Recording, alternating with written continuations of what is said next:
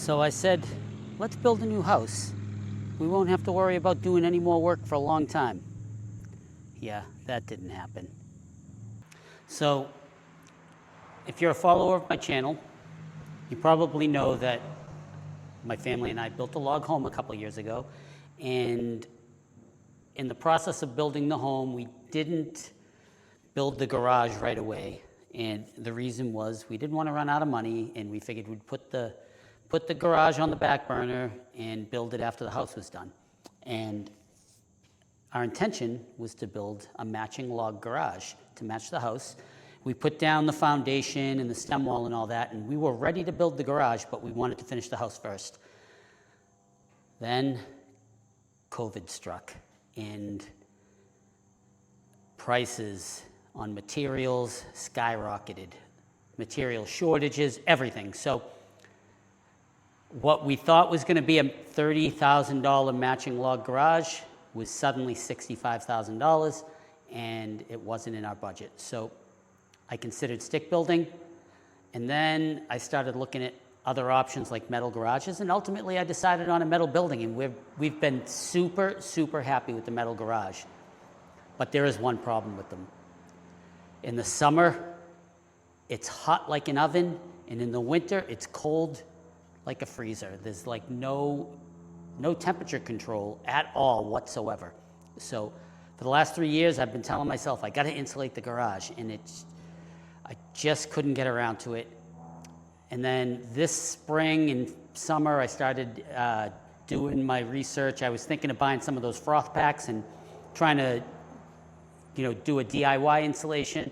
And after pricing out the froth packs, it literally was gonna cost about the same amount to DIY it as it would to just hire a professional. So we hired a professional. Welcome to my newly insulated metal garage. I love it. So if you look, I'm going to show you up here. If you look up at the ceiling, I didn't have them clean the ceiling area because I'm not going to do anything with the ceiling. I'm probably just going to, maybe at some point I'll paint it like black or something. But the walls, at some point, I'm going to sheathe with some plywood or maybe some T111. I'm not sure what I'm going to do yet. I might even do metal again on the inside, but I'm going to, put up some sheathing and probably paint it. I might even do a two-tone where I might do like a wainscoting on the lower half and then like a sanded plywood above it and paint it. I don't know, but I'm going to turn this space into a cool little spot, man cave, whatever. It's a place to park our cars and stuff, but I just wanted a nice space. I wanted the garage to be finished. So here it is. We did 2 inches of closed cell spray foam insulation. And again, like if you look up the top, right, that's what it looked like. Let me see if I can get the camera to point. So if you look up at the very top above the top crossbar, that's what the whole building looked like. But I knew that I was going to sheathe up, to the same height as the side walls. So I had them shave it down nice and smooth, and they exposed the metal wall studs, or whatever you want to call these, so that I can screw plywood right up to it. Excuse me, it's still a little dusty. These guys literally just left. They did mess up. They did have one mistake, not a big mistake, and I called the owner. I'm not in a rush. I told them they can come back and do it. I don't even care if it's 2 months from now, but just don't forget about me. But if you look up here, we have the Dutch corners on our doors, and they missed them on both doors, like on both sides of the doors. I don't know how, well, I do know how they missed it, but in fact, I'll close one of the doors and I'll show you how they missed it. So when the doors are closed, which they were the entire time that they were working to contain the mess, and boy, did it get messy. But when the doors are closed, you see up here, the garage doors cover over those Dutch openings. And so they had the doors closed the entire time they were doing the insulation, and therefore they missed it. I mean, I could probably just go get one of those cans from Home Depot and spray it, or maybe just get a small section of, I might even have some in the basement, I don't know, but just some 2-inch, 1.5, 2-inch foam board, and just cut out a couple pieces, put it in there, and get a can of the sealer and just kind of seal around it, because I am going to sheathe the walls and you won't even see it. So, if for whatever reason they forget about me or they never come back, I don't think that'll be the case. I do think they'll make it right, but if for whatever reason they don't, it's going to take me 30 minutes to fix that on my own. So I'll call it a wash. It might cost me an extra 10 or 15 bucks, but hopefully they come back. I did talk to the owner. I sent them a video, explained what happened. He admitted it's their mistake. It was an honest mistake. I'm not blaming anybody. In fact, I probably should have pointed that out to them because, I knew. I just didn't think to point it out. So anyways, but I'm super happy with the job they did. I got 3 quotes. 2 of them gave me quotes based on the dimensions that I told them the garage was, and they never really came out. Both of those quotes came within $5 of each other, which is odd. One quote came in at $3,800. The other quote came in at $3,805, and then the guy that did the job was actually kind of local. He's only one town over. He actually came over and looked at the job and took measurements in person. He came in at $3,600. So I figured he had good reviews online and he was local, so I figured I'd just go with him. I checked on one of the local Facebook groups and asked about him, and a few people had used him in the past, and they all said that he did good work. So I just went with him. $3,600.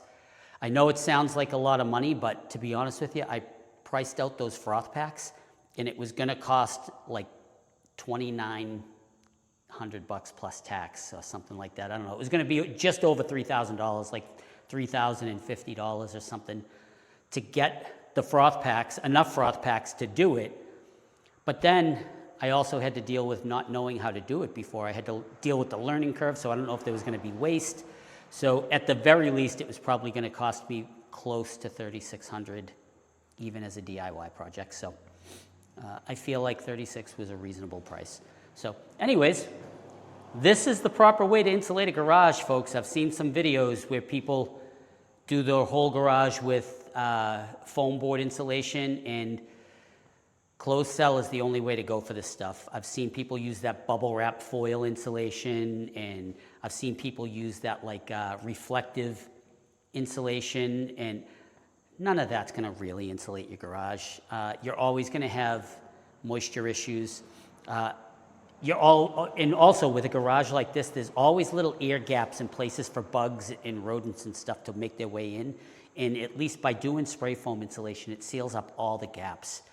Like if you look down, right down here along the bottom, there was gaps from the corrugation in the metal. There was gaps around the whole bottom of the garage. Again, on the corners and up in the tops around the eaves, there was air gaps everywhere. So now the garage is sealed up tight, and I haven't run electricity yet, unfortunately. I'll get to that next spring. Right now, I just have an extension cord coming through with like a little outlet thing that I installed on the side of the garage, and it's just plugged into the house. And you can see the garage door open, so it's just plugged in with extension cords right now. But next year, in the spring, I'll probably dig a trench from the house over. We'll probably run some electricity in here. I'll probably put like I don't know if I'm going to do a sub panel or not. Drop a comment down below. Would you guys put a sub panel in here, or would you just run a couple outlets and call it a day? That's obviously the easiest and cheapest way, but I don't think I haven't, like, it's not like I'm running a MIG welder or a compressor or anything out here. At the most is I have my motorcycle on a battery tender. So I'll probably put like a couple outlets on this wall, maybe a couple on the back wall, maybe a couple on the side wall, and maybe I'll put another outdoor outlet on the other side of that wall under the lean-to, so that I have an outlet in case I want to keep the tractor plugged in on a battery tender in the winter. And yeah, that's it. I mean, maybe someday down the line I might put a 220 outlet in here, or so, whatever. Is it 220 or 240 for like an HVAC, and put like a a heat pump, like one of the wall units in here. That might be nice to heat and cool the space on days that I want to come out here and do some work on, like, say, the bike or something. You know, and if the weather conditions aren't ideal, you know, maybe that will be a way to keep the space conditioned. But I don't know. I'm thinking way down the line. But anyways, my garage is finally insulated. Let me know what you guys think. If you're out there and you have a metal garage, this is the way to go. I can tell the difference in temperature in the garage right now just standing in here. So it's about 80 degrees out right now, and I would be baking in here right now, but the temperature's kind of comfortable. So anyways, love my metal building. I'll do one quick walk around too, just so you can see it. I know it's in some of my other videos, but there's the garage. It's a 24 by 24 with a man door, a couple of residential doors, and walk around the back. Oh, here's the outlet that I was talking about on the inside. I just have this little outlet that I bought on Amazon for like $9, just running off the house, the extension cord. And then the back of the garage has a couple of windows. And then obviously we got the lean-to over here where I usually park the tractor. So anyways, thanks again for watching. Please like and subscribe, and we'll catch you on the next video. Bye-bye.